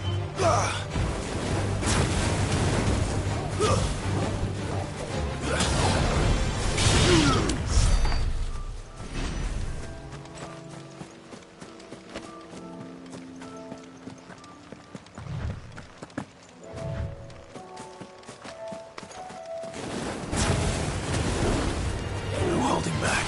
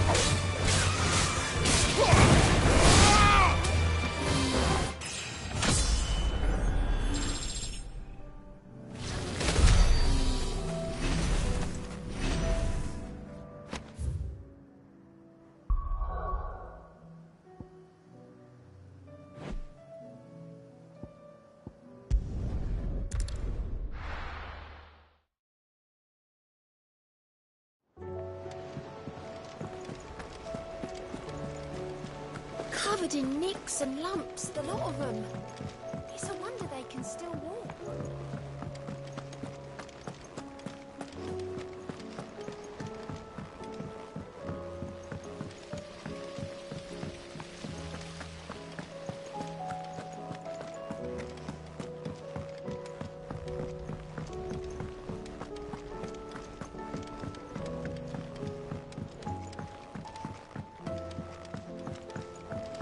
With Canva in the hands of Akashic.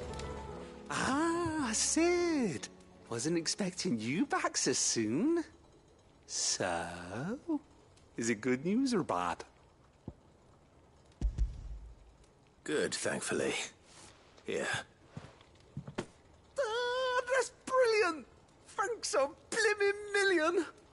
I'll fit 'em to the smelter right away!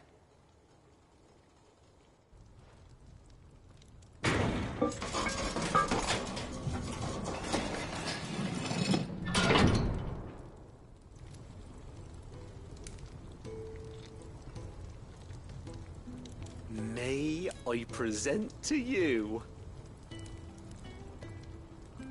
the Telemon Furnace? Ain't bad, is she? She's a beauty.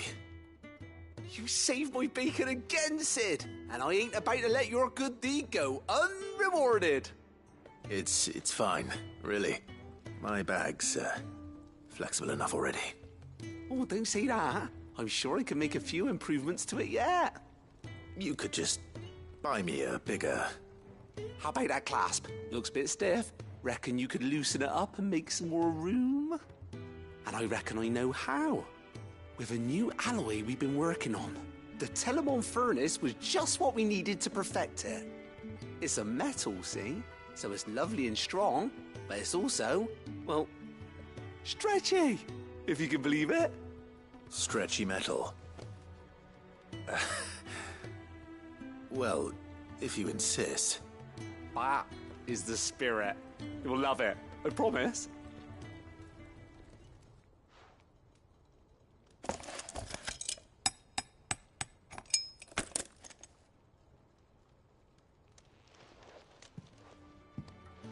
So, what do you reckon?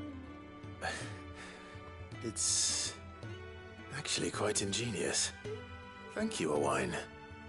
Shh, don't mention it. You earned it. And I wanted to get some practice in using that metal anyway.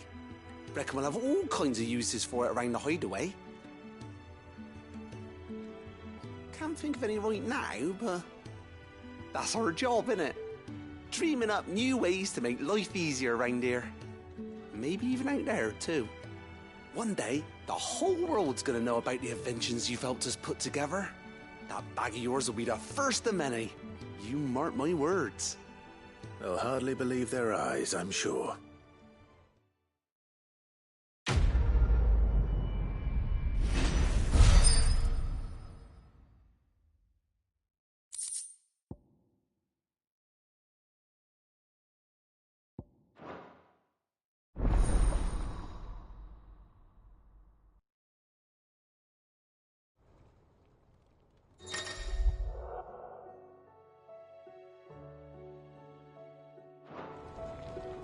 Right then, let's get back to work. These world-changing inventions ain't gonna invent themselves.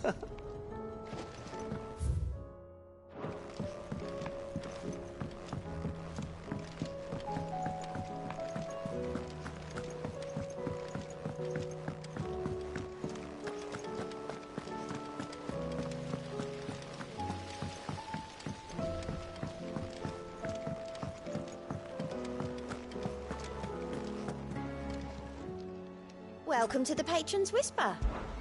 Come to claim your just desserts? Here you are. Come again. I may...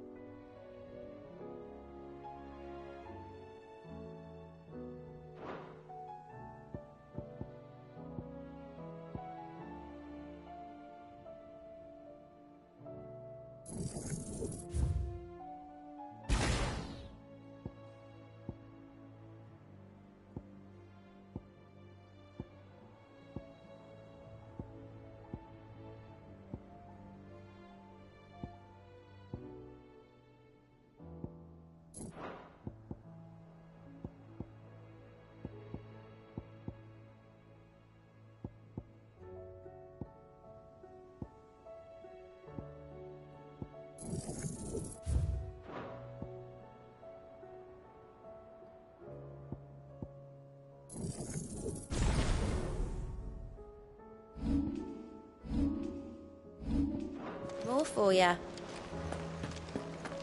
How do you split the sea?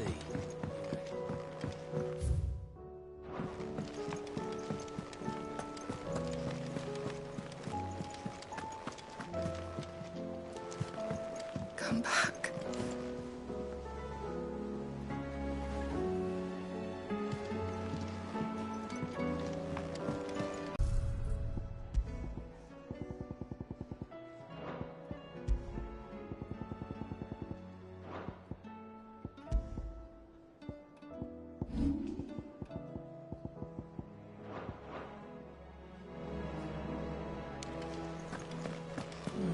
Don't tell me we've run out of papio nuts and all. Still alive, are ya? Go on, then.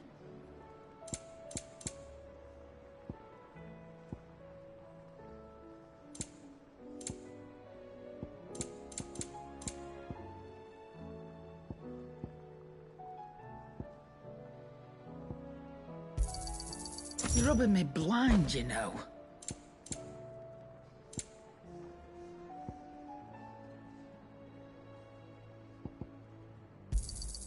It'd better all be here. You'll not find a better price than that. You're rubbing me blind, you know.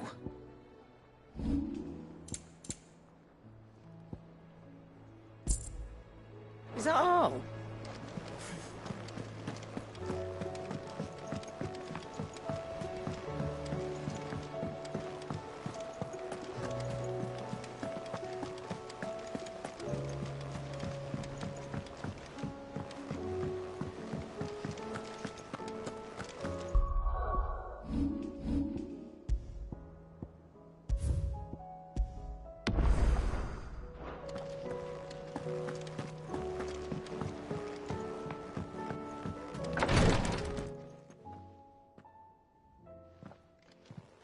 How are you feeling, Joshua?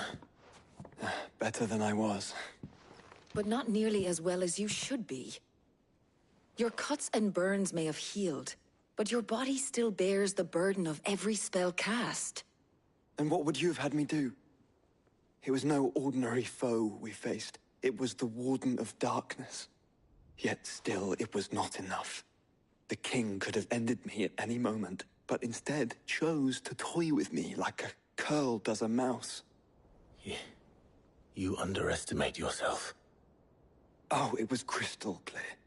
Only one man established his dominance that day, and that man was Barnabas. I'm sorry, brother. That was ill-spoken. It's just, I have never felt so powerless. And when so many are looking to us for strength, perhaps the prince feels the same.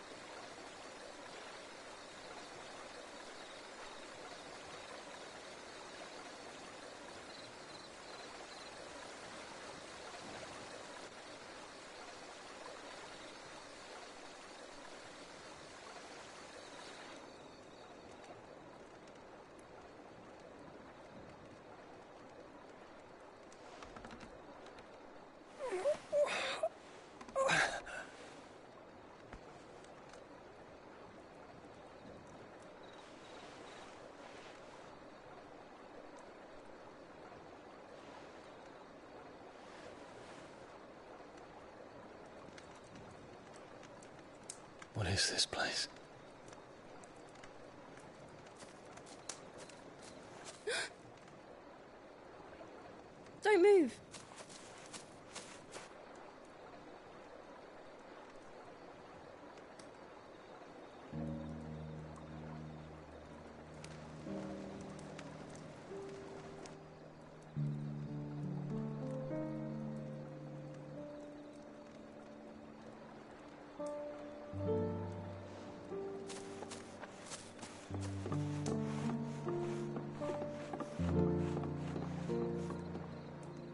Here, it's fresh from the well.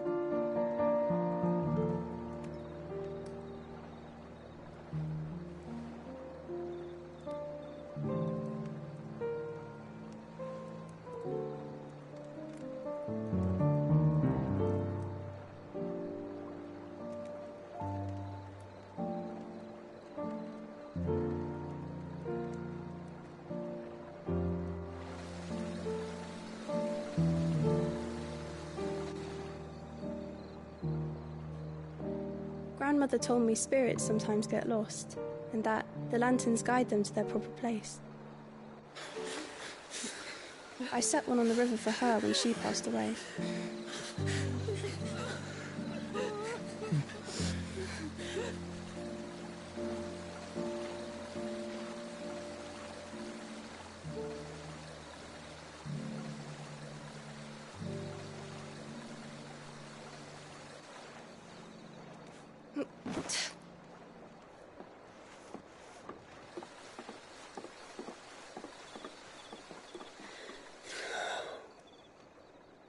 The fiend works from the shadows. Was it you who guided my hand then, Ultima? No, not you. This is my doing, my fault, my sin to bear. And for it, I must atone. Your hurts are healing nicely. It was my poultices that saw you well. You make them? And sell them, or try to. Earns me enough for bread, most days. Forgive me. I have nothing to... I know, but I couldn't just leave you lying there.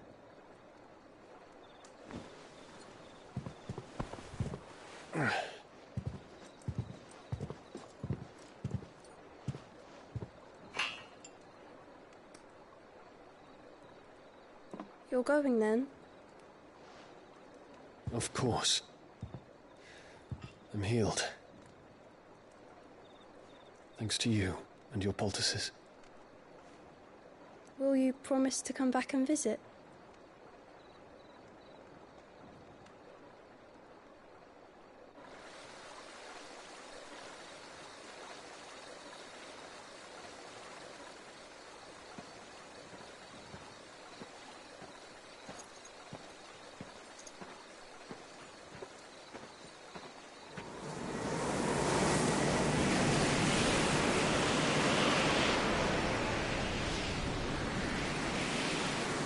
Well, Phoenix, it would seem that I owe you my wings.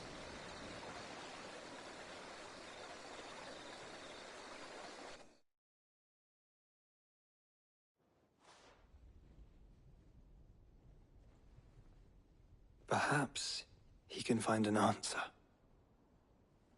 You will be returning to Waloed soon, I gather. I see no reason to wait. Then neither do I. I can think of a few, but I doubt they'll stop you. You will take your medicine. Of course, Lady Daya. Set on leaving already, are ya? How long will it take us to get back to Ash? Dunno, about the same amount of time it took us to get here. Maybe less, if your uncle can find someone trustworthy to patch up the Enterprise. All depends on where we're putting into port, mind. Yes. It's not as if we can put ashore wherever we choose.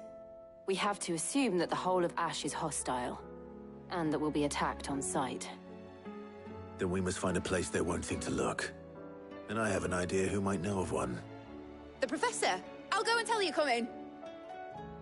While you're plotting our course, I'll be in the shelves with your lawsman. I wish to pick his brains about Ultima. Then I'll talk to Karen about supplies for the journey. They may not be easy to come by in Ash.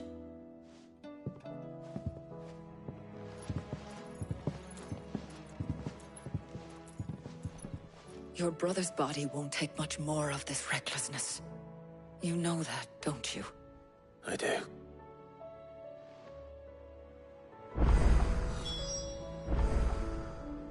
You've seen more of the world these past 5 years than most do in a lifetime. It's a shame you never had a moment to enjoy it.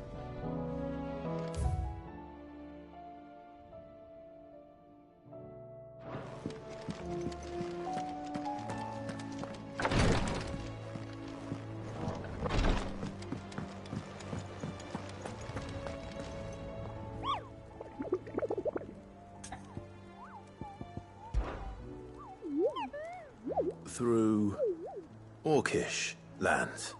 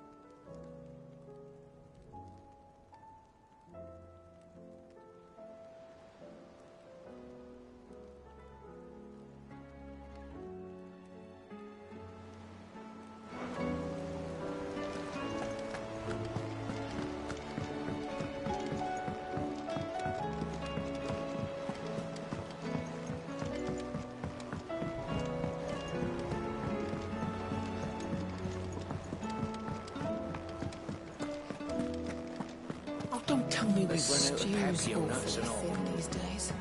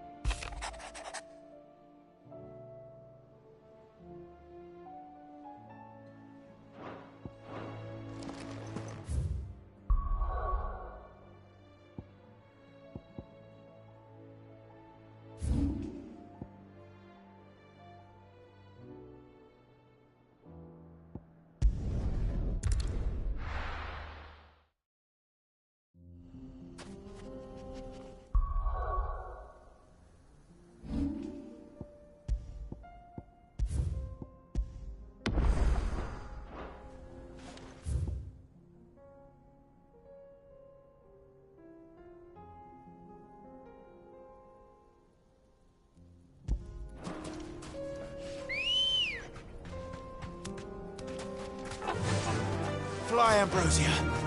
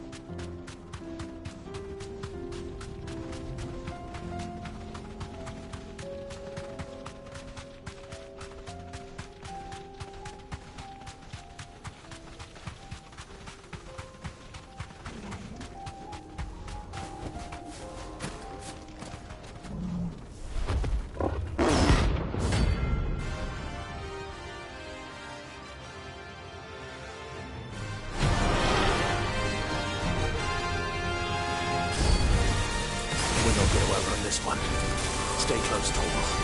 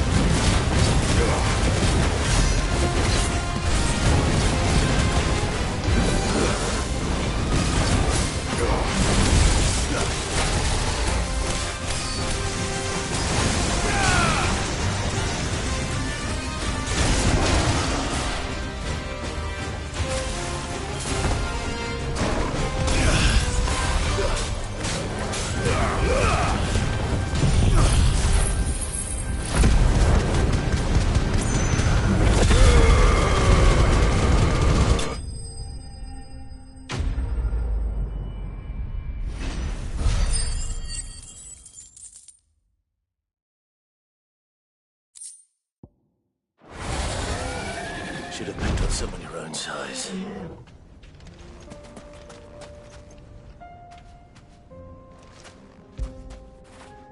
When did you get so big?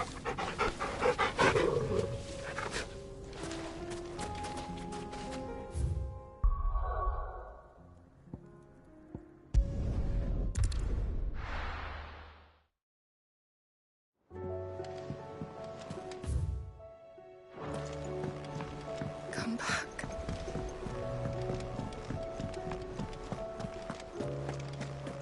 Oh, don't tell me we've run out of... Aye, it's a dangerous world out there.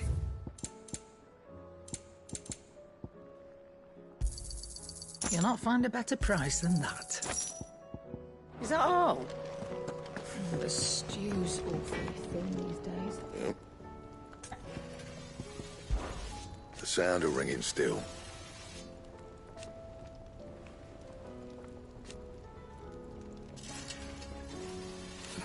So we weren't.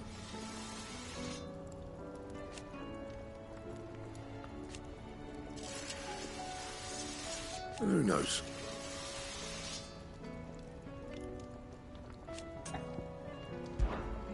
Not saying for you, dear.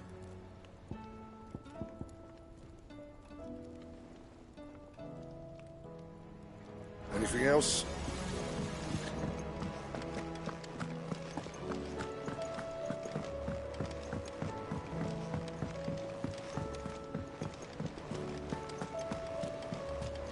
Covered in nicks and lumps, the lot of them.